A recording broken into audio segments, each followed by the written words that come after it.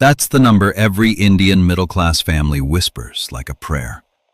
1 crore ho jaye, fir set ho jayenge. 1 crore, and we're done. 1 crore, and life begins. But here's what nobody tells you at the dinner table. 25,000 rupees a month already puts you in the top 10% of every working Indian in a country of 1.4 billion people. And 14 lakh rupees a year? That puts you in the top 1% of the entire national workforce. By the end of this video, you'll know exactly where you stand on India's real wealth pyramid, not the imaginary one your relatives built for you. And you'll understand why the feeling of not enough is not a financial fact. It's a psychological trap. 3 numbers. No commentary needed, just sit with them. Number 1. The bottom 50% of India's workforce, over 70 crore people, earn an average of 5,900 rupees per month. That's 71,000 rupees a year. Not rural folklore. That is the economic reality of the majority of this nation. Number 2. To enter the top 10% of all Indian workers, including informal labor, agriculture, construction, you need just 25,000 rupees to 30,000 rupees a month. That's it. Full stop. Number 3. Top 1% of the entire population? 1.83 lakh rupees per month, 22 lakh rupees per year.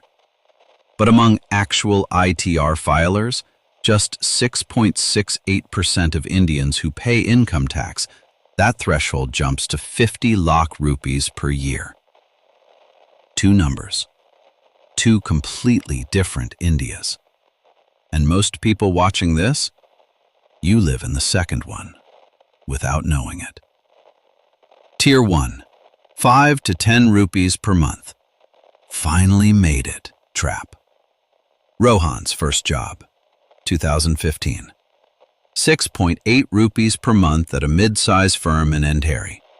In hand, 47,000 rupees. He moved out of his parents' flat in Malund, paid 14,000 rupees for a PG in Goregaon, took Uber to client meetings, sent 10,000 rupees home. Felt rich. The trap. He upgraded everything at once. Phone, wardrobe, weekends in Goa, because the feeling of arrival demanded it. He saved 0 rupees for 11 months. The illusion. I'll start investing when I hit 10 lakh per annum. Reality check.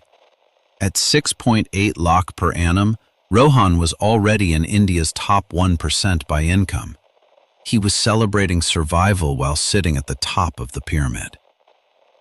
Tier 2. 10 to 20 lakh per annum.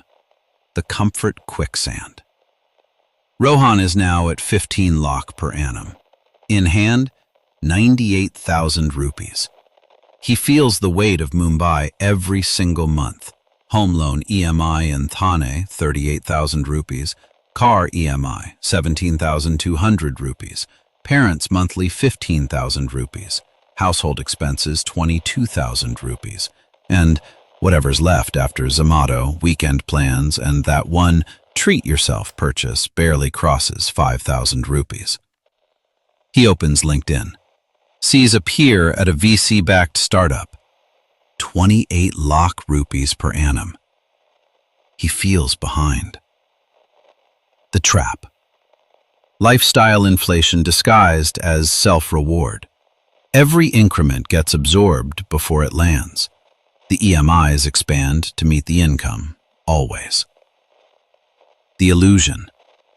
I need at least 25 lakh rupees per annum to feel stable. The data says otherwise. At 15 lakh rupees per annum, Rohan is comfortably in the top 1% of India's workforce. The instability isn't in his salary, it's in his spending architecture. Tier 3. 20 to 40 rupees per annum. The almost there mirage. The Bangalore senior engineer, the Delhi BCG manager, the Mumbai BFSI VP. At this level, you own the flat. The car is premium. The school fees are international standard. The vacations are international. And the net worth? Often negative, because the flat has a 90 lakh rupees loan, the car has 3 years of EMI left, and the equity portfolio was started seriously only last year. The trap. Status spending masquerading as asset building. Real estate as identity, not investment. The illusion. My flat is my wealth. Top 10% net worth in India begins at 65 lakh rupees. Top 1% net worth, 4 crore rupees. One heavily mortgaged flat doesn't get you there. Equity does. Here's the twist that will reframe everything. Globally, 82% of adults have a net worth under $100,000, roughly 83 lakh rupees. Nearly 40% of the world's adults have under $10,000 in total net worth. If you own a two-wheeler outright, have a few lakhs in savings or mutual funds, and carry no bad debt, you are wealthier than the majority of people on this planet. Not as a metaphor, as a data point. The comparison that's been making you feel poor? You've been running the wrong race, on the wrong track, against the wrong competitors. Real financial peace is not about reaching a number that impresses others.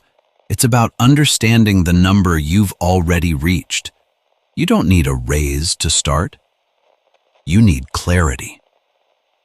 Do these 2 things before this week ends. Action 1. Run your real net worth number tonight. Open a notes app. Assets. Savings plus mutual funds plus provident fund plus current market value of property minus the loan. Liabilities. All EMIs outstanding, credit card dues, personal loans. Subtract. That number, whatever it is your real financial position. Not your salary, not your package, your net worth. Most people in India have never calculated this once in their life. You will. Tonight. Action 2. Set 1. Pay yourself first transfer this week. Before rent, before EMI, before Zomato. Open Grow or Zerodha. Set an auto SIP, even 2,000 rupees for the first of every month. The amount doesn't matter yet. The habit does. The compounding starts from the first transfer, not the first big transfer. Drop your city and your rough income band in the comments. No judgment, no real numbers needed, just Mumbai, 15 LPA tier, or Pune, 8 LPA tier. I want to see where most of you actually are versus where you think you are. This comment section is a no judgment zone. Your relatives aren't here. Your manager isn't here. Just people figuring it out, same as you. See you next week.